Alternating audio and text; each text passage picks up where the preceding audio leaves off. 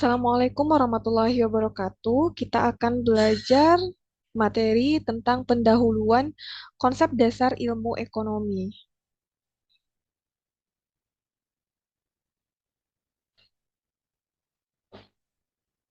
Ada 5 bahasan yang akan kita bahas. Yang pertama adalah apa itu definisi dari ilmu ekonomi, kemudian bagaimana perkembangan dari ilmu ekonomi tersebut. Yang ketiga, permasalahan utama pada ilmu ekonomi atau pada ekonomi. Yang keempat, sistem ekonomi. Dan yang kelima, siklus ekonomi.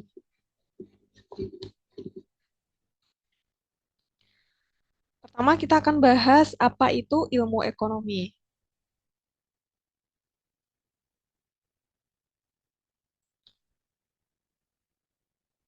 Ekonomi berasal dari kata oikonomia, yaitu bahasa Yunani, yang artinya adalah aturan rumah tangga atau manajemen rumah tangga.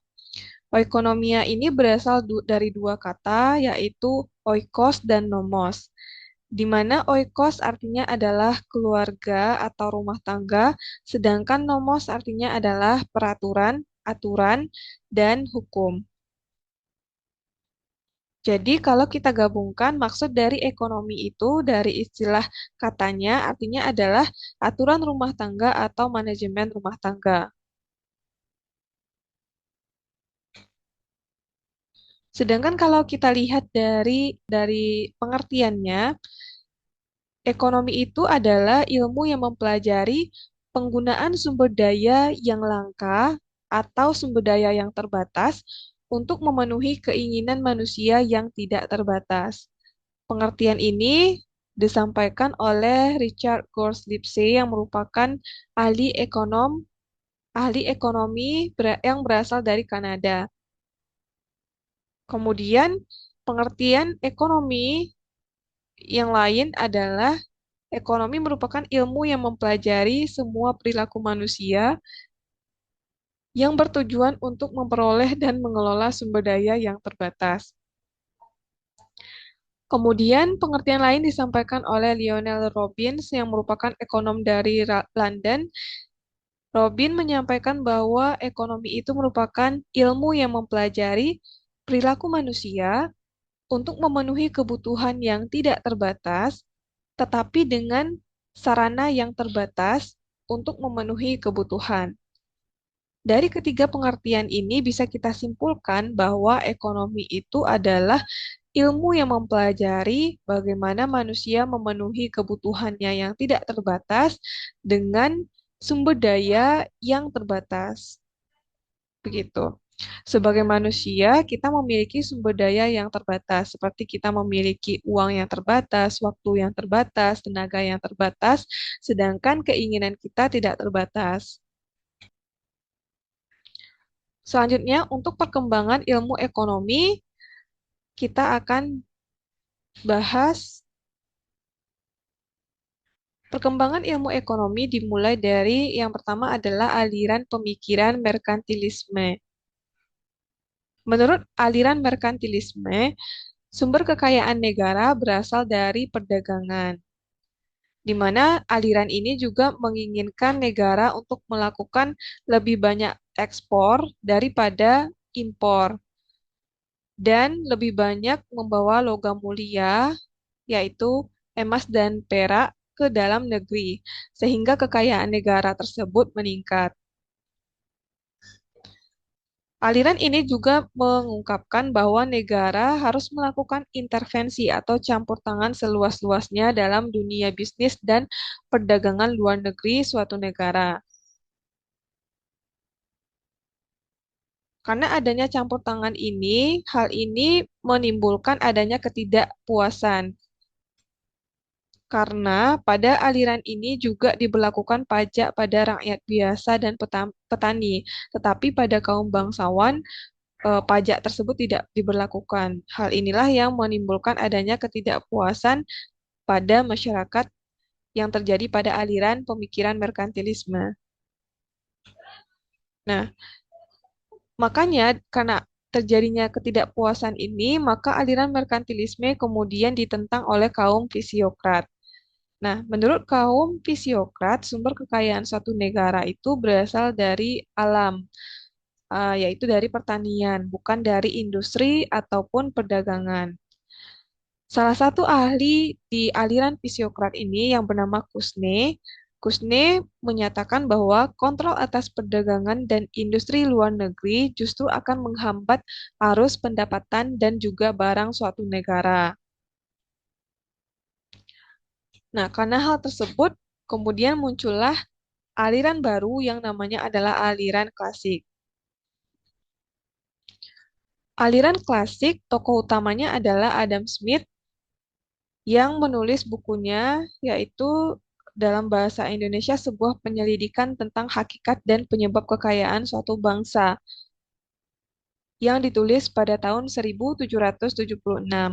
Selain itu, Adam Smith ini juga digelari sebagai bapak ekonomi modern. Aliran klasik mengarah pada kekuatan pasar di mana teori ini meminimalkan intervensi pemerintah dan menganjurkan kebebasan ilmiah. Kemudian pada aliran klasik, segala upaya dilakukan untuk meningkatkan keuntungan karena tadi intervensi dari pemerintah diminimumkan.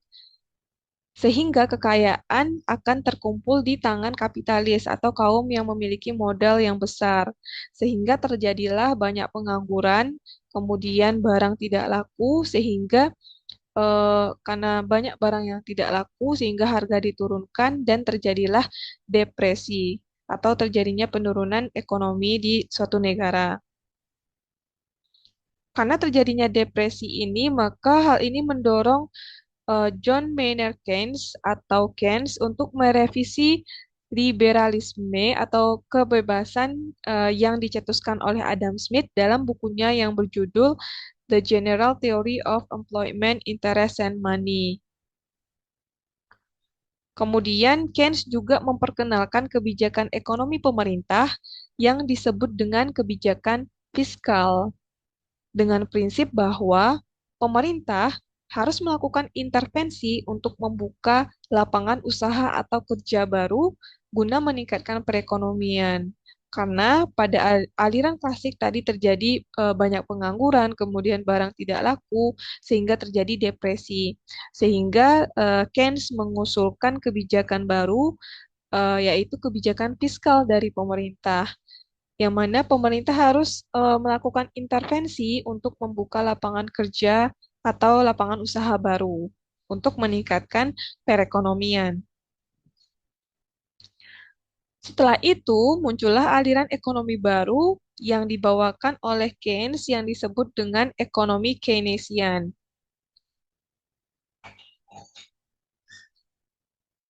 Nah, perkembangan selanjutnya ada ahli ekonomi lain yaitu Karl Heinrich Marx. Yang mana Marx berpendapat bahwa penderitaan rakyat dan kebrutalan kaum kapitalis terjadi karena dalam masyarakat terdapat kelas sosial, yaitu kelas borjuis dan kelas proletar. Yang mana borjuis ini merupakan kaum kapitalis yang punya modal besar atau kaum-kaum yang menengah ke atas, sedangkan kaum proletar ini adalah kaum menengah ke bawah atau mayoritas masyarakat. Nah, kemudian diusulkanlah jika lebih baik dibangun masyarakat tanpa kelas, di mana semua orang itu adalah kaum proletar dan semua kekuatan ekonomi itu berada di tangan kaum proletar. Kemudian muncullah aliran pemikiran yang dikenal dengan komunisme. Nah, selanjutnya ekonomi klasik mengalami revisi. Hal ini mendorong munculnya ekonom baru, yaitu ekonomi klasik baru.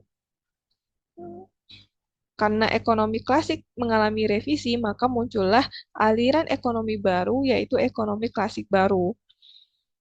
Nah, jika terjadi masalah dalam perekonomian, biarkan perekonomian menyelesaikannya sendiri.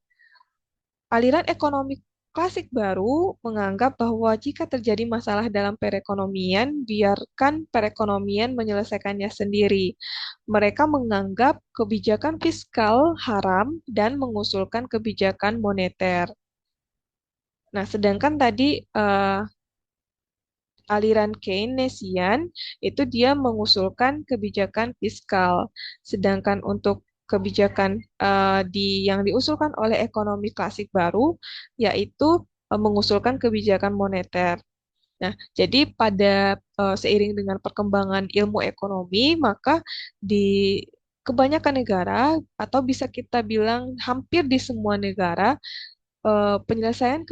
penyelesaian masalah perekonomian di hampir semua negara itu diselesaikan dengan kebijakan fiskal dan moneter yang dilakukan oleh negara tersebut. Kemudian yang ketiga adalah masalah utama dalam ekonomi. Inti masalah ekonomi itu adalah adanya ketidakseimbangan antara kebutuhan manusia yang tidak terbatas dengan alat pemuas kebutuhan yang jumlahnya terbatas. Permasalahan itu kemudian menyebabkan timbulnya kelangkaan atau scarcity. Dari keterbatasan sumber daya dan keinginan yang tidak terbatas, muncullah masalah pokok ekonomi. Jadi, masalah utama dari ekonomi tersebut adalah adanya ketidakseimbangan antara kebutuhan manusia yang tidak terbatas dengan alat pemuas kebutuhan kita yang jumlahnya terbatas, sehingga menimbulkan adanya kelangkaan atau scarcity. Nah, kemudian para ekonom modern sepakat bahwa dengan sumber daya yang terbatas, setidaknya ada tiga masalah dasar yang dihadapi oleh setiap perekonomian. Yang pertama, masalahnya adalah barang dan jasa apa yang akan diproduksi dan berapa banyak harus diproduksi. Kemudian yang kedua adalah bagaimana cara memproduksi barang dan jasa tersebut. Yang ketiga adalah untuk siapa barang atau jasa tersebut diproduksi. Nah, kemudian yang keempat adalah kita akan belajar tentang sistem ekonomi. Sistem ekonomi yang pertama yang akan kita bahas adalah sistem ekonomi pasar. Maksud dari sistem ekonomi pasar adalah perekonomian yang kegiatannya sepenuhnya dikendalikan oleh interaksi antara penjual dan pembeli di pasar. Kemudian di dalam sistem ekonomi pasar, semua anggota masyarakat diberi kebebasan untuk menentukan kegiatan ekonomi yang akan mereka lakukan. Sedangkan pemerintah sama sekali tidak melakukan intervensi dan tidak berusaha mempengaruhi kegiatan ekonomi masyarakat. Jadi bisa kita simpulkan bahwa pada sistem ekonomi pasar ini kegiatan perekonomiannya sepenuhnya dikendalikan oleh interaksi penjual dan pembeli dan setiap masyarakat itu diberikan kebebasan untuk melakukan kegiatan perekonomian mereka dan pemerintah sama sekali tidak ada ikut campur tangan atau tidak berusaha untuk mempengaruhi kegiatan ekonomi. Kemudian kita akan membahas kelebihan dan kekurangan dari sistem ekonomi pasar. Kelebihan dari ekonomi pasar yang pertama adalah sistem ekonomi pasar menumbuhkan prakarsa dan kreativitas masyarakat dalam mengatur kegiatan ekonomi. Kenapa sistem ekonomi pasar dapat menumbuhkan kreativitas masyarakat? Karena pada sistem ini semua masyarakat diberikan kebebasan untuk berekspresi, melakukan kegiatan perekonomian sesuai dengan minat mereka. Kemudian yang kedua adalah setiap individu bebas memiliki sumber produksi karena adanya kebebasan tadi. Yang ketiga adalah timbulnya persaingan untuk maju. Karena setiap orang bebas untuk melakukan kegiatan perekonomian, maka akan muncul persaingan sesama masyarakat. Makanya timbul persaingan untuk maju. Kemudian yang keempat adalah barang yang dihasilkan bermutu tinggi.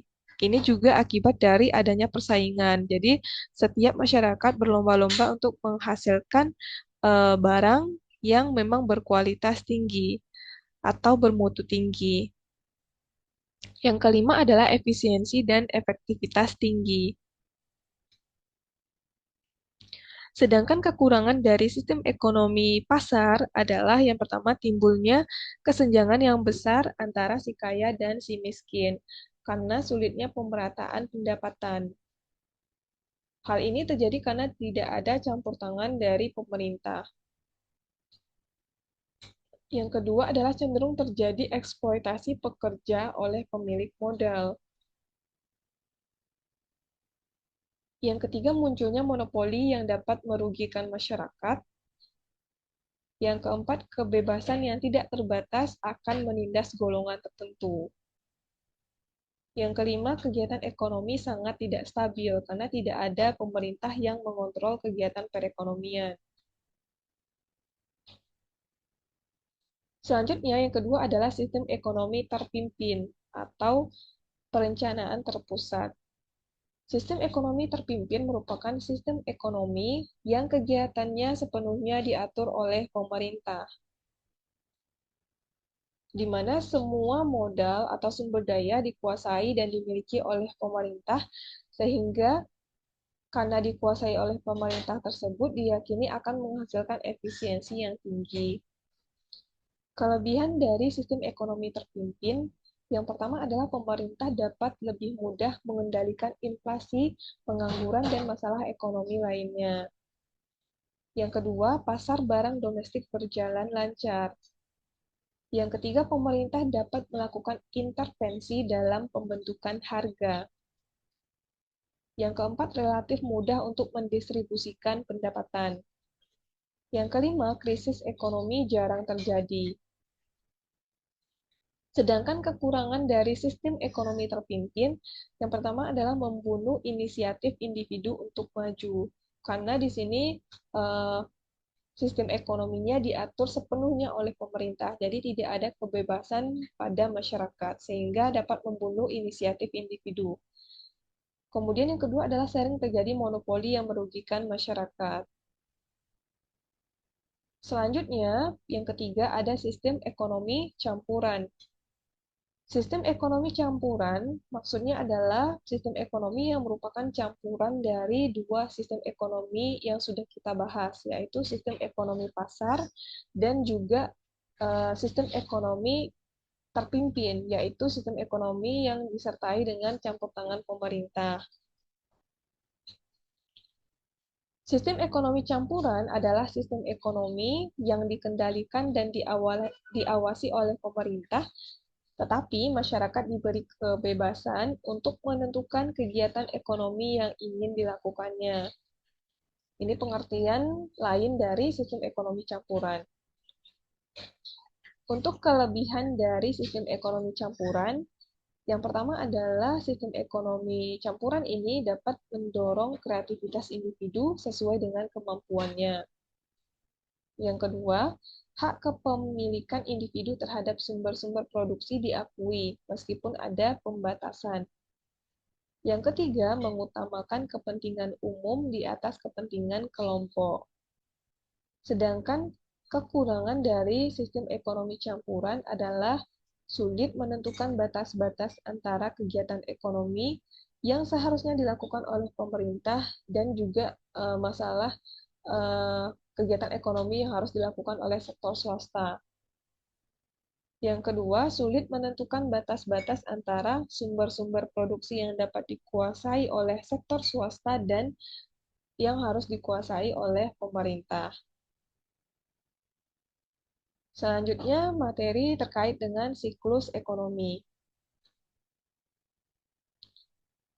Siklus ekonomi terbagi atas dua. Yang pertama adalah siklus ekonomi sederhana, yang kedua adalah siklus ekonomi terbuka. Untuk siklus ekonomi sederhana, itu ada dua sektor yang dilibatkan, yaitu perusahaan dan juga rumah tangga.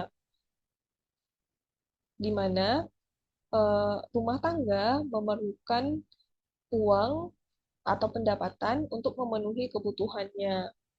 Sedangkan perusahaan membutuhkan rumah tangga untuk melakukan kegiatan produksi. Oleh karena itu, perusahaan akan membeli tenaga kerja di pasar faktor produksi. Sedangkan rumah tangga akan melakukan pembelian barang dan jasa di pasar barang atau jasa. Nah, di sini bisa kita lihat yang pertama itu adalah rumah tangga eh, membeli barang atau jasa untuk memenuhi kebutuhannya di pasar barang atau jasa, yang mana ini merupakan pengeluaran yang harus dilakukan oleh rumah tangga. Nah, sedangkan untuk perusahaan, perusahaan adalah dia memproduksi barang atau jasa, sehingga dia nanti menerima penerimaan dari penjualan barang atau jasa yang dia lakukan. Nah, kemudian untuk melakukan produksi ini, perusahaan itu membutuhkan tenaga kerja yang dia beli dari pasar faktor produksi. Sehingga karena dia menggunakan tenaga kerja ini, maka dia harus melakukan pembayaran gaji kepada tenaga kerja, sehingga itu merupakan suatu biaya yang harus dikeluarkan oleh perusahaan. Sedangkan bagi rumah tangga, karena dia memberikan tenaga kerjanya ke pasar faktor produksi, sehingga nantinya tenaga kerja akan mendapatkan imbalan berupa pendapatan, yang mana pendapatan inilah yang akan digunakan lagi untuk membeli barang dan jasa untuk memenuhi kebutuhannya. Begitulah siklus dari kegiatan ekonomi sederhana yang mana hanya melibatkan dua sektor, yaitu perusahaan dan juga rumah tangga. Selanjutnya adalah siklus ekonomi untuk kegiatan ekonomi terbuka. Untuk kegiatan eh, ekonomi terbuka ada beberapa sektor yang dilibatkan, yaitu yang pertama ada perusahaan, kemudian ada pemerintah, ada rumah tangga, kemudian institusi keuangan, penanam modal, dan juga luar negeri.